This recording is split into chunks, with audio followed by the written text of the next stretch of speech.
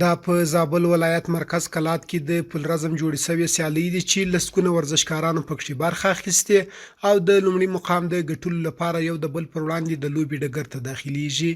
په زابل کې د ورزش د برخې مسؤلینو وویل تر دې وړاندې هم د ورزشي امریت په نوښت دا ډول سیالۍ جوړې کړې او دا ځل یې د 7 ولایتونو لکه هلمند، روزګان، کندهار، غزني، نیمروز، کابل او د زابل له 2 ولسوالیو څخه لوبغاړي راغوښتي او سیالۍ ورته جوړې کړې.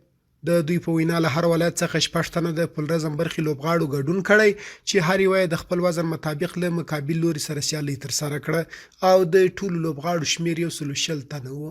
د دې سیالۍ څخه موخه د ورزشکارانو ښه سالمه روزنه ده او د زابل په سطح او د ټولو ولایتونو په سطح باندې چې تکړه ورزشکاران انتخاب شي او د افغانستان لپاره له نورو ملکو څخه ویاړونه راوړي. په زابل ولایت کې د 7 ولایتونو سیالۍ د زابل په کوربتو مې جوړ کړې دي چې په دې کې 160 کشو ورزشکارانو اشتراک کړی دی او دا برنامه مې د زابلي ځوانانو د اتحاد او د اتفاق لپاره جوړه کړې ده او په دې خاطر باندې چې د نشو او نورو کیسو څخه لرې اوسي.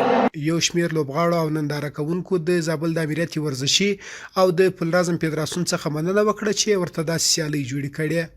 دوی د خوښۍ په څرګندولو سره وویل په هیواد کې امن او خوشحالي ده ځکه نو دوی په یو سوله فضا کې د لوبو د ګډون لپاره راغلي.